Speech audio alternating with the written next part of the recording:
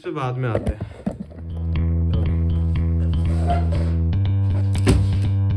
Okay, how to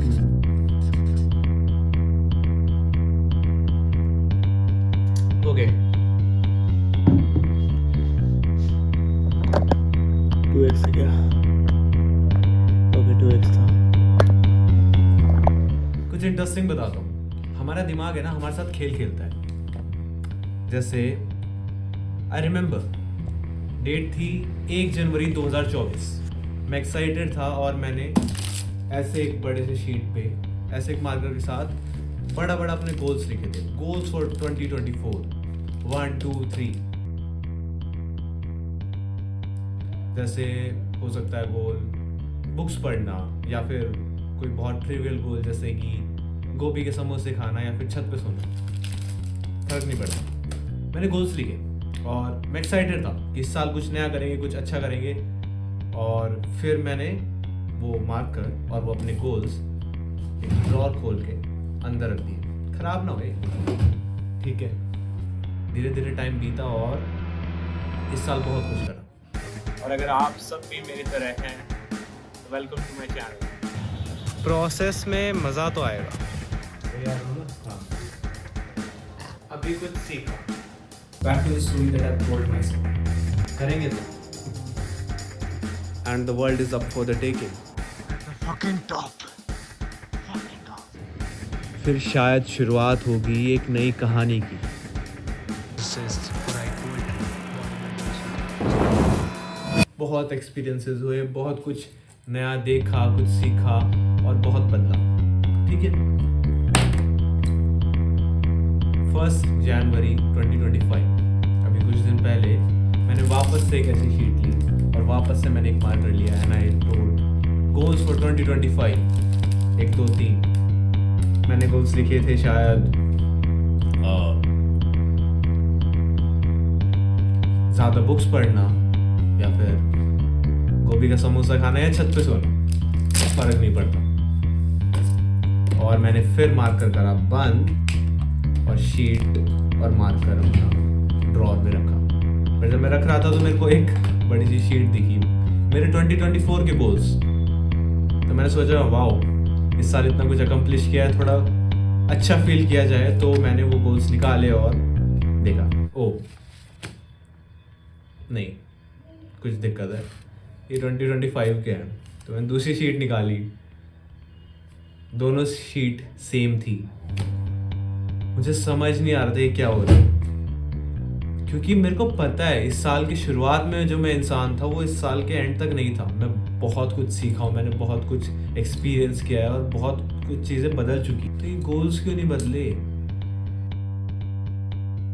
और ये ऐसे गोल्स नहीं थे मोस्टली जो कंटिन्यूसली किए जा सकते हैं, जैसे कि ज़्यादा बुक्स पढ़ना। नहीं, ये ऐसे गोल्स थे जैसे जो स्टार्ट किए जा सकते हैं या फिर कि एक बार में अकम्प्लिश किए जा सकते हैं, जैसे छत पे सोना या गोभी का समोसा खाना। यानी कि दिक्कत तो थी, दिक्कत बहुत बड़ी थी। दिमाग में एक चीज़ आई इसी समय, कॉग्निटिव डिसोनेंस। थोड़ा बताता हूँ। कॉग्निटिव डिसोनेंस, अब हमें ये तो पता है कि कॉग्निटिव डिसोनेंस होता है जब हमारे दिमाग में दो आइडियाज़ जो कन्फ्लिक्टिंग है आपस में एक साथ एग्जिस्ट करते हैं। बट ये मेरे को पूरे साल नहीं लगा। कॉग्निटिव डिसोनेंस हमें चेंजेस लाने में हेल्प करता है। जैसे कि मुझे पता है कि सुबह उठना अच्छा होता है और मुझे ये भी पता है कि मैं सुबह जल्दी नहीं उठता। अब समहाउ ये दोनों आइडिया मेरे अंदर हैं और मैं इन दोनों को सच मानता हूँ, फिर भी मैं दोनों कर रहा हूँ। तो इस टाइम पे मेरे अंदर पैदा होता है कॉग्निटिव डिसोनेंस, यानी कि मुझे लगता है कुछ गलत है, अनकंफर्टेबल सा फील होता है। इस सबसे मैं क्या सीखा? I present to you all the guide to how to waste another year. Okay, तो I wish I had a better solution. How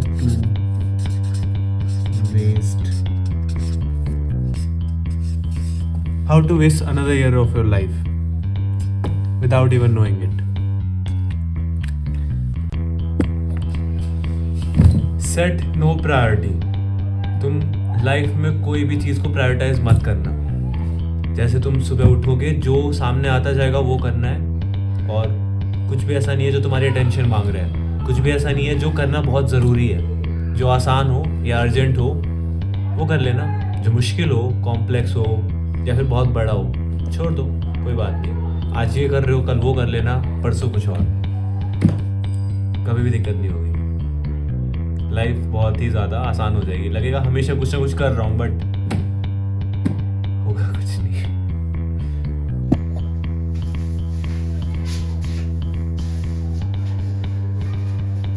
So, step 2, have no plans and set no deadlines for yourself. अब इसका क्या मतलब है समझाता हूँ, but उससे पहले मेरे को खुद के लिए दूध लेने जाना है। Be ready, थोड़ा सा ज़्यादा ओवर ड्रेस्ड फॉर इट, ठीक है? There we go.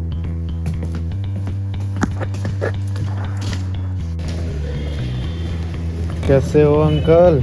बढ़िया साहब, 28 वाले 2 पैकेट ये मिल जाएंगे। बस। मिल जाए तो अच्छा है अंकल। ठीक है uncle, okay.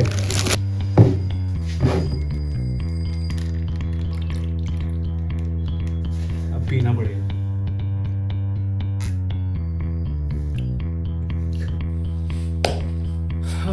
Okay, back to the thing.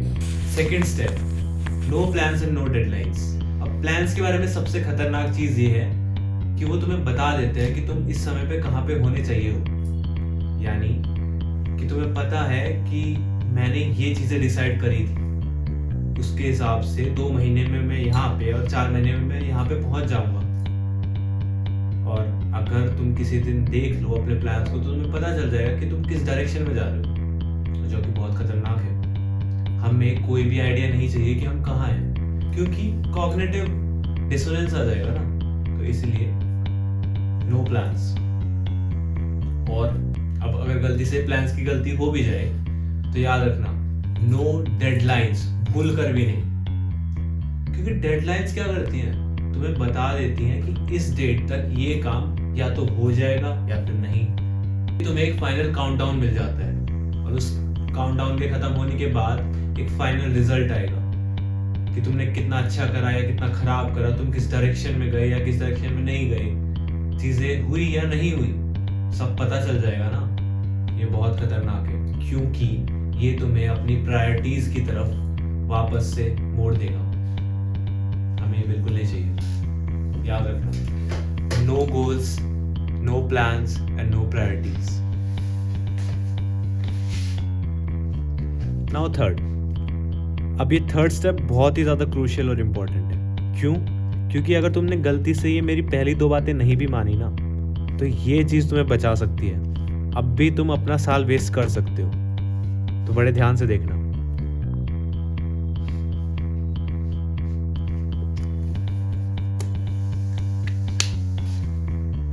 Third और the most important step is have no routine. क्योंकि अगर तुमने गलती से अपनी प्रायोरिटीज भी सेट कर ली हैं और तुम अपने प्लान्स और गोल्स भी सेट कर चुके हो, उनके साथ डेडलाइंस भी हैं, तो अब तुम्हें सिर्फ यही बचा सकता है। अब हम यहाँ पे फ़ायदा लेंगे हमारे इंसानी दिमाग की कमज़ोरियों का। तो कोई रूटीन मत रखना बिल्कुल भी, क्योंकि अगर रूटीन होगा तो बार बार ये याद आएगा कि प्लान पे काम करना है, इस समय काम करना है या फिर आज काम करना है। अपनी प्रायोरिटीज़ याद आएंगी अगर प्लान पे काम करोगे तो। अगर रोज़ काम करने बैठोगे तो डेडलाइंस हिट हो जाएंगी, गलती से भी हो जाएंगी, और ये बिल्कुल नहीं होना चाहिए। तो कोई रूटीन मत रखना। आज करो, कल मत करो, कल कुछ और करो, परसों कुछ और। अब ना तो तुम्हें याद आएगा तुम्हारे प्लान्स क्या थे और तुम्हारी डेडलाइंस कभी हिट नहीं होंगी। फिर तुम अपने दिमाग में एक नई इमेज बनाओगे अपनी, जिसकी प्रायोरिटीज उसकी प्रायोरिटीज नहीं है, और तुम उन्हें भूल जाओगे। अब हम आते हैं एक छोटे से लेसन पे अबाउट कॉग्निटिव डिसोनेंस, क्योंकि ये सब कुछ कहीं ना कहीं उससे रिलेटेड है।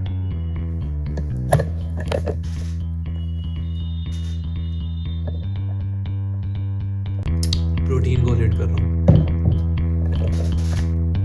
हमारे दिमाग को कॉग्निटिव डिसोनेंस पसंद नहीं, तो इसे फाइट करता है 4 तरीकों से।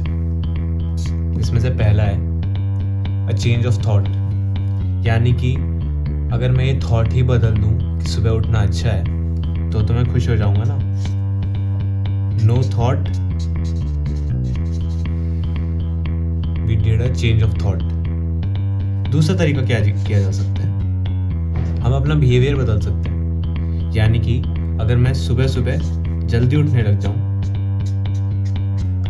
तो मेरा बिहेवियर बदल गया। अब मेरे को पता है कि सुबह उठना अच्छा होता है और मैं सुबह उठ भी रहा हूँ, तो अब मेरे को कॉग्निटिव डिसोनेंस फील नहीं होगा, तो I am happy again. Third तरीका है एक और थॉट को ऐड करना, यानी कि चीज़ों को थोड़ा मुश्किल कर देते हैं। मुझे पता है सुबह उठना अच्छा है, मुझे ये पता है मैं सुबह नहीं उठता, बट इसमें डाल देते हैं कि यार स्लीप भी तो इम्पोर्टेंट है, स्लीप बहुत इम्पोर्टेंट है, तो शायद मेरे लिए सोना भी इम्पोर्टेंट है, जल्दी उठना भी इम्पोर्टेंट है, और जल्दी उठना अच्छा भी होता है। अब मैंने चीज़ों को इतना कॉम्प्लिकेट कर दिया कि मेरा दिमाग कहेगा ओके शायद ठीक ही है, शायद स्लीप ज़्यादा इम्पोर्टेंट है और सुबह उठना इतना ज़रूरी नहीं था जितना तेरे को लगता है। तो I am happy again, I added a thought जिससे प्रॉब्लम ही नहीं रही। फोर्थ तरीका है जो इनकंसिस्टेंसी है हमारे दिमाग में, यानी कि जो 2 चीज़ें मैच नहीं कर रही उन्हें ट्रिविलाइज कर देना कि ये तो कोई बड़ी बात ही नहीं है। जैसे कि सुबह उठना कोई इतना अच्छा नहीं होता, या फिर अरे मैं सुबह ही उठता हूँ, तो ज़्यादा सोच रहा है 4 बजे बहुत जल्दी होता है, 8 AM इज़ गुड, और ज़्यादा सुबह उठने से कोई फ़ायदा भी नहीं होता। तो अब मेरे को ज़्यादा फ़र्क ही नहीं पड़ेगा क्योंकि आई हैव ट्रिविलाइज्ड द इनकंसिस्टेंसी।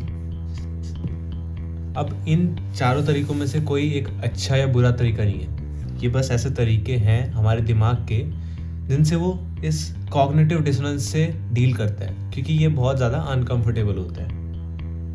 अब ये सब कुछ यहाँ पे कैसे फिट होता है ये बताता हूँ।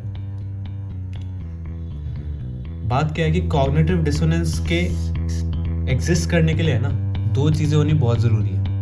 पहला, हमारा ये मानना कि we had a choice in all of our actions, यानी कि अगर मैं मानूंगा कि मैं कुछ गलत कर रहा हूँ और ये मेरी पर्सनल चॉइस है, जहाँ पे कुछ अच्छा भी किया जा सकता था, सुबह भी जल्दी उठा जा सकता था, बट मैं नहीं उठा, तभी मेरे को लगेगा कुछ गलत है। अगर मेरे को हमेशा लगता रहा कि नहीं मेरे पास कभी चॉइस ही नहीं थी सुबह उठने की, तो मेरे को कभी कॉग्निटिव डिसोनेंस आएगा ही नहीं। And the second thing is aversive consequence, यानी कि जब मैं मानूंगा कि जो मेरी चॉइस ली गई है इससे शायद मैंने कुछ ऐसा चूज किया है जो मेरे लिए अच्छा नहीं है, तब कॉग्निटिव डिसोनेंस पैदा होगा। यानी कि वास्तव में लेट उठना मेरे लिए बुरा है, या फिर वास्तव में जो मैं चीज़ें गलत चूज करता हूँ उनसे कुछ गलत होगा, और अच्छे चॉइसेस थी जिनसे कुछ अच्छा होता, तो मैंने कंपैरेटिवली ख़राब चॉइस ली अपने लिए। जब ये दोनों चीज़ें एग्जिस्ट करती हैं तभी कॉग्निटिव डिसोनेंस पैदा होता है और तभी हमारा दिमाग इनसे डील करता है।